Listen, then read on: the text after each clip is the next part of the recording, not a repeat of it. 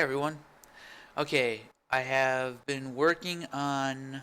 I've been actually working again on uh, extended FPS template, and what I've got here is a time lapse of me working on a level. I just need a test level, so I decided to just take something that's familiar.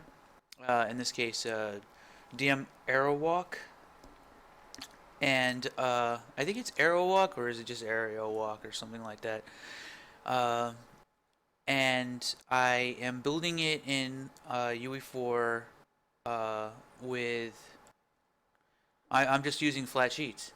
I actually just came up with this idea. I was like, well, all I need is a very, very small number of flat sheets that are set to per poly collision, and I can treat those like brushes. And I decided to give it a shot, and it actually turned out to work out really well. Like, think I might not go back to doing this another way unless I have to. So anyway, let's get started. Okay. So you see already that I'm just kind of setting up the staircase with RA above the stairs.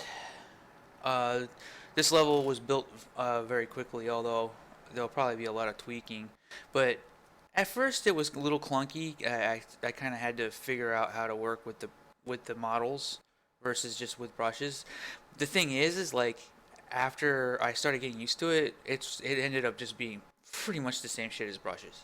It's brushes, but it's only one polygon or one face basically. So like in some cases it can be a curve, or I can do like different primitives and stuff like that. But in this particular case, it was just very very very simple things. So like right here, you can see I'm using a primitive, and I ended up getting rid of that because it wasn't necessary. But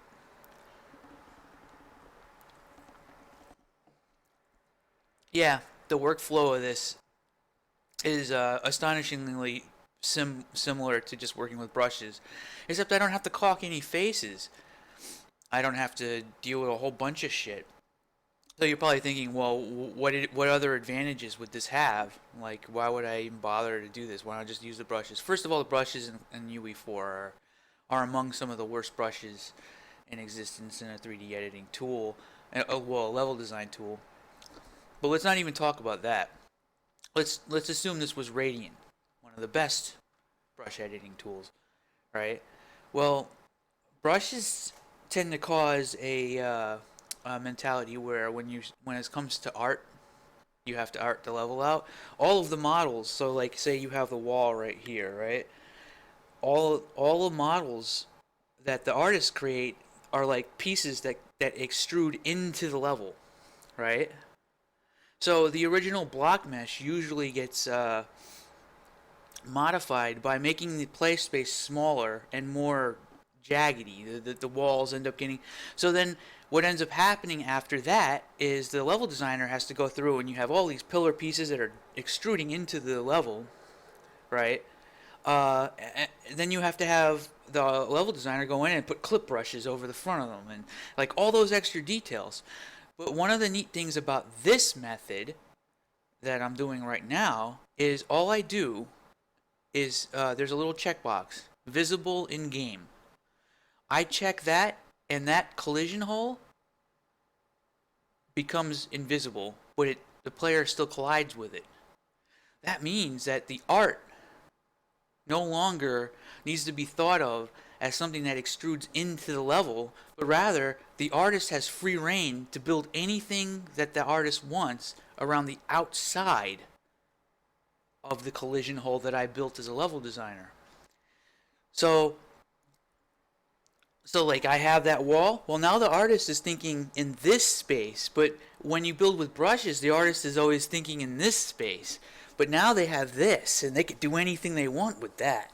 They can go all the way out. There could be a window that just looks out into. And don't get me wrong, when you're working with brushes, a lot of the times artists will put a giant window that looks over mountains or some distant stuff. Uh, but in this case, it's like it's more it flows better because the artist then has to mess with the brushes and and rebuild chunks of the map, and then they hand it back to you, and it's like the room is completely changed shape because they decided to put some models around or something like that. In this case, like, this is the collision hole. You have total freedom to do anything you want outside and equal to the surfaces. So as long as it doesn't look like it's a space that I should be able to get into, you could do whatever you want as far as the art is concerned, and you won't affect gameplay at all. All right. So, and it's just a matter of simply hitting a checkbox. And what is another neat thing about this is that if these collision holes are left intact, right? Uh, there could be a setting in the game where you hide all of the art and you just see the the, the flat fucking collision. Like, you just look at the collision, so you can actually play the game where it looks like this. And people who are spectating, they can have all the art turned on and it can look like a next generation game. But people who are actually playing can just be looking at these like, well, just this, and they're running with full frame rates and all that. And I guess a lot of the times, a lot of people will criticize something like this, and they'll say like, well, what about all of that? What about all of the finite like detail that you could have put in there, and what about the granularity? Don't you want to have more variety? And bullshit, bullshit. These games are not like that. Okay, I don't know. I've been doing this a long time, and I can tell you right now that the things that define what a next gen game is not the fucking granularity of the geometry. It's how pretty it looks after it's been arted. We're still fucking, the characters are still regular skeletal meshes with per poly, or hit boxes or per poly hit. But the characters are fucking essentially still either cylinders or cubes, and we're still moving around in fucking boxes, and when you look at the actual playable space in these games, no matter how pretty and next gen it is, these things are usually really like, in terms of what affects gameplay, very little's changed since the early 2000s. If you just break it down to like this, the core like elements. Um, in fact, one of the biggest changes was when Half-Life decided to do hitboxes, uh, per not per poly, but hitboxes that are attached to skeletal meshes, right? Aside from that, like, if Valve never did that, we'd still just have characters that are just fucking like cubes. The Quake guy is like a fucking box. All right, so like, get real, guys. Come on, seriously.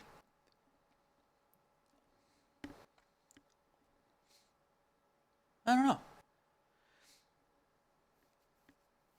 But I guess with something like this, a lot of the time it's difficult for a lot of people because one of the toughest things to do is look at a bunch of boxes and understand what you're actually looking at. For me, it's fairly easy now. When I look at a box, I realize that that could be a character, that could be an object, that could be anything that is equal that size, roughly speaking. Um, the art does not make the gameplay. In fact, it's really just dressing for shit that is visually very simplistic.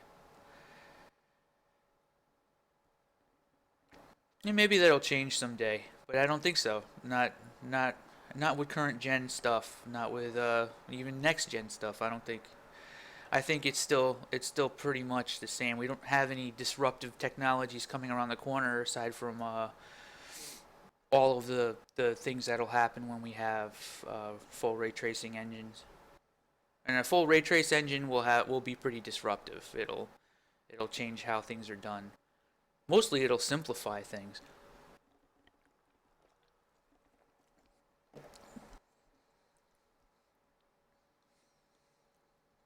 I like that actually. I'm looking forward to full ray trace engines. And just like we're working with brushes, you end up with a whole bunch of shapes to fit weird spaces. And you know, actually, that was one of the other things too. At first, I thought I was giving up granularity, you know, like, oh, compared to brushes, but doing it this way, nah, it ends up actually just being the same thing as brushes. I do wish that the scaling could be modified so that it's a little easier to scale. I think most of my time spent working on this was messing around with the scaling, because trying to get the right scale or trying to get something to fit just right. Not that it really matters, because ultimately, when this level is arted out, all of the stuff that you're looking at right now is going to be invisible, and all of the art, all of the stuff that, like the really detailed walls and all that stuff, is going to be behind these invisible. I'm basically building the level by putting the clip brushes first. That's it. That's what this is. They're not really meant to be something that's visually interesting. They're just the collision, which I think is actually even better mentality wise for the art for the designer to not pay attention to the art is focusing entirely on just like what the collision is going to be, and let the artist have more of a free reign. But that's still that doesn't really help very much with one of the other problems being that um, it doesn't really help so much when it comes to creating spaces that are easy for artists to, to modify and turn into something, right? Like to make it visually look like a real place rather than just some random rubbish, or which ends up being one of the biggest challenges when it comes to arting something out, especially things that are really organic, like a Quake level. Like, what is any of this stuff really ever going to end up being? I usually tend to find that this ends up being like a state of mind, like how are you thinking about solving the problem, because this doesn't actually really need to be a place, it just needs to look like a cool thing. It could be anything you want it to be. But, this could be gothic or it could be tech or whatever. But when it comes to brushes, there's absolutely no, there's absolutely nothing to indicate like what's gonna mesh well with the actual uniform size of instance meshes, right? At least when you're with this method, you're thinking in terms of what those sizes are. I mean, you still have non-uniform scale to make any kind of a shape that you want, but your initial plop down of a floor piece is okay. If I stick to this size, then most meshes are gonna fit to it, and the artists aren't gonna want to strangle me to death with a fucking like a a bagpipe. That's totally random. I don't know why. What the fuck am I? But yeah. So, alrighty. Let's see if we can get a little bit of sound on this. Alright.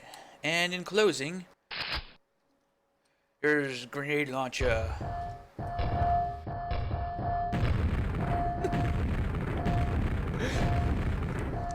Alright.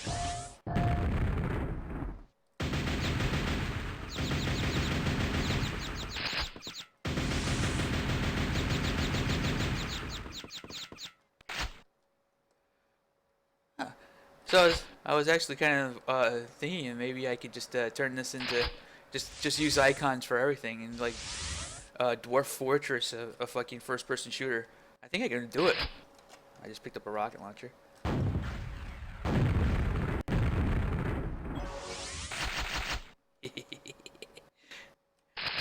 All right, so the next things I gotta work on are one jump, like a jump pad that actually functions really well, and a teleporter that functions really well, because this level has a lot of teleporters.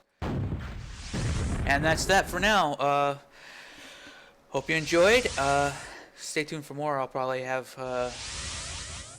continue working on more maps for this or something like that. Or I want to actually make bad guys that you gotta like fight. The first person extended template is The extended first-person template is gonna get out of hand, man. It's gonna be like a fucking game. Yes. Yes.